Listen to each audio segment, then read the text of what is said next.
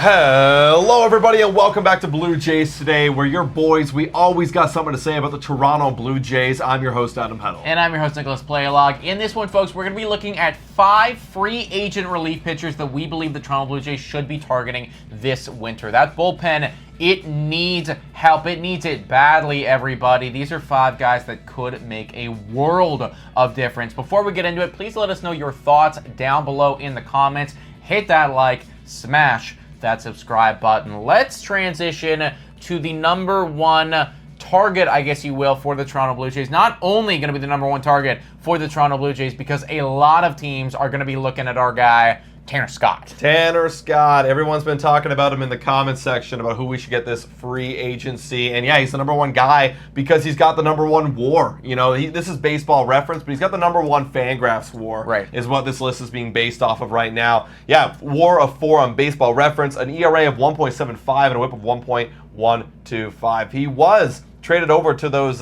San Diego Padres, and he did help them out a decent amount. I mean, the whip was kind of up there when he got traded, 1.3, but the ERA was still low, but he was phenomenal on the Miami Marlins, right? And this is why he got traded over, because he had such an exceptional year. Overall, you can see the last 2 seasons, he is really finding his own at age 28 and 29, entering into his prime. And that's all we got to, ask for him. We're going out and getting a relief pitchers. Can you give me consistency? He's starting to find it at the prime of his career, and it feels like this is a guy that if you're going to invest heavily into a bullpen, this is the guy you're going to want. Well, I'm actually astounded by the amount of innings that he's pitched over the last 2 years, right? From a bullpen arm to be pitching in the last 2 seasons well over 70 innings, that is production right there, good. So there's absolutely no worry whatsoever about health or longevity or anything like that. This guy, whenever he is called upon, he will show up and he will give you that quality outing. And for the Toronto Blue Jays right now, where you don't know exactly who your closer is going to be, and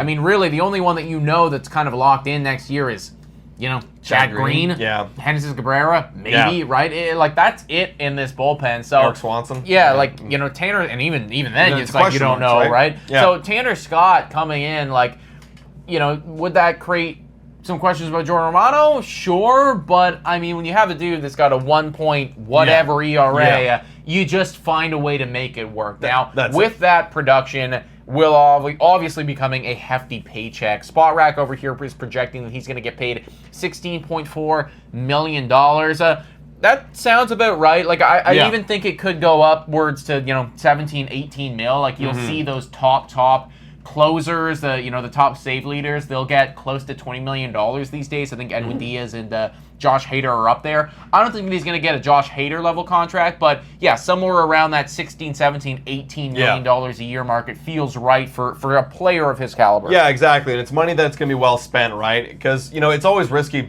putting a lot of money on a relief pitcher when you're not really too sure what you're going to get from him, and you will want a longer contract. I mean, they are comparing him to the Josh Hader and the Edwin Diaz's, but yeah, I could see him wanting a 3, maybe even 4-year contract. It's the time to cash in for Tanner Scott. And just a little bonus note, he's a left-hander. We traded away Tim Meza. We got Brandon Little. I believe he's lefty. Actually, I'm not 100% sure, but we don't have many lefty options. Genesis Cabrera is one of our good ones. So Tanner Scott, great lefty option that you can definitely rely on in that bullpen. Yeah. Moving forward, guys, number 2 on this list, we have, and you guys brought him up, Jeff Hoffman of the Philadelphia Phillies. Would you believe it that he's got the 2nd highest Fangraphs WAR? That's phenomenal. I never thought Jeff Hoffman would develop into what he developed today in the bullpen. We actually drafted him in the 1st round. In the 9th overall by the Toronto Blue Jays. Would like to have kept him these days. Would have, right? Would have. But he was in that Tulowitzki deal. He played for Colorado for quite some time. And, I mean, you could look at the numbers, right? He's playing in the Rocky Mountains. The numbers are going to be inflated there. But as soon as he went over to Cincy, they went down a bit. And then he really found a home in Philadelphia. Last 2 seasons, right? He's got a 2.41 WAR and then a 2.17 WAR. So really, again, showing the consistency over a larger sample size. Whip under 1. That's huge for me. So Jeff Hoffman, one of those sneaky guys that kind of came out of nowhere, and I think I want to cash in. Again, 31 years old, prime of his career. And here's the thing. Jeff Hoffman also thinks that he wants to cash in too, right? Spot Rack is projecting that he's going to be making $6.2 million. I disagree. That's going to be higher than that. I do disagree with that. If it is somewhere in that range, absolutely. Like, you totally smashed that. But I think that this is going to be an over $10 million a year type of relief pitcher with what he's done over the last 2 seasons, especially with a contending ball club like the Philadelphia Phillies. I also think he's going to have a lot of suitors, because he's only 31 years old. And you're going to see a theme here that we're going to get into some older players as we continue on with this list. So getting somebody that is only 31 years old and is still producing at a high level, is still giving you a lot of innings, is extremely valuable. And because of that alone, it's probably going to cost you a hefty amount of money. But well worth it for somebody like Jeff Hoffman. Moving on and talking about one of those long-time veterans, let's talk about Aroldis Chapman, folks. You know him from the Yankee days. And the Cubs. And the Cubs. And the Reds. I mean, you know him. You just know him because he's been around the block and he has been very, very good in his career. 760 innings pitched, 335 saves to his name. Wow. Last season, 14 saves, so not crazy. ERA of 3.79. It's okay, but I think with Aroldis Chapman, you're looking at a different quality of player than you would be for a Jeff Hoffman or a Tanner Scott, If Aroldis Chapman gets signed, I don't anticipate him to come in and be the closer for us. And, he's going to come in and probably be something like a setup role guy or middle innings, 6th inning, 7th inning, somewhere in that range. But we need anyone. And this would still be, I think, a quality arm. Yeah, look, I look at it this way, guys. Aroldis Chapman has been around for a while, like Nick mentioned, and like you see here. It's just pure, like, can I get a guy to rely on, right? That's it. And for me, a good offseason with this bullpen would be adding, like, a high-end guy like a Tanner Scott or Jeff Hoffman, and then complementing it with, like, a few other guys, of course, but one of them being Aroldis Chapman. Sure. Someone you can bring in, like, hey, we're going to put you in the spot in this middle relief role, and you're going to know what to do, and you're going to know how to handle yourself, right? So, yeah, I'm not expecting him to throw 100 like he used to back in the day, but if you can give me just a little bit of reliability and consistency and health, because he's been very healthy through these times, then I'll take Aroldis Chapman. And if you believe it or not, I mean, Baseball Reference has him as a .4 WAR. Fangraphs has a different WAR system. We don't know how the hell it works. He was 3rd in the league in the free agent relief pitcher market. So that's very, very exciting, guys. So again, not my number 1 target, but a very good complimentary That's the thing, piece. like, definitely not my number 1, and you can see that reflected by the payday. This is why, though, like, I disagree with Spot Rack, because I don't know why Aroldis Chapman would be getting paid more than Jeff Hoffman would. Please explain to me the reasoning there, Spot Rack, if you're watching this. I don't think that he's going to get that much money. I think that a lot of teams are going to be scared about the age. They're going to be scared about the fact that, the ERA was close to a 4. So I think that you're looking at somebody that you could probably scoop up for maybe $6 million. I think maybe $7 million. I do see 8 as the top end because he did get paid 10.5 last year. That's true. And it's like, again, you need innings. He's proven year after year after year to give you innings, and it's not like it's bad innings either. Like, they're good innings, right? So for me, I could see it anywhere between 6 and 8, depending on the suitor, right? All right. Well, Aroldis Chapman would be a good look for the Toronto Blue Jays. Let's talk about Clay Holmes. Now, Clay Holmes, Yankee fans, I always thought this was ridiculous. Yankee fans, like, were getting after this guy nonstop this year. Nonstop. That's just, like, them having their life of luxury, because if he was on the Toronto Blue Jays, we would have been laughing with Clay Holmes. He had a 3.14 ERA. Did he blow a couple saves?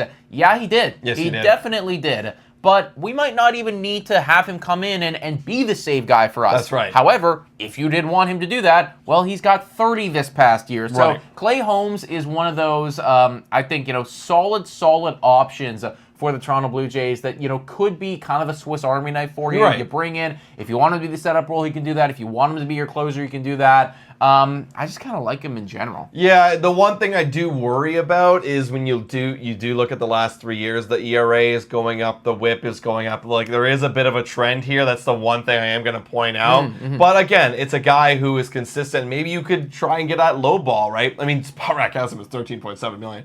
I'll be honest, $13.7 million for Clay Holmes is a bit of an overpay for me, just because you do look at that trending number that is going up and up and up in the wrong direction. So for me, I would disagree, and I would think I'd be trying to target him underneath that $10 million mark, if possible, or just at that $10 million mark. Right. Because, he has had his moments. But again, like to Nick's point, He has experience doing all types of pitching roles. So, that's, again, he's part of that pool of multiple relief pitchers that I want to bring in. Not the number one guy, but a nice complimentary guy. Yeah, exactly. And we need multiple pieces here, folks. This is not a one bullpen arm fixes all. Yes, Tanner Scott would be incredible, and yes, he would help, but I don't think the bullpen automatically is, saved if Tanner Scott comes in here. Like, you're talking about multiple additions. These are some of the pricier options, but, they do bring a lot. Final player on this list. Time for a quick shout out to Betway, the best place to make all of your sports bets on all of your favorite sports teams. Betway's in collaboration with iGaming Ontario. Must be 19 years of age or older to participate. Scan this QR code down below to create your free account today. Also, please bet responsibly. Now, back to the content. Speaking of veterans, give me some Kenley Jansen. We're talking about a 37-year-old who just kind of continues to do it, man. I mean, wow.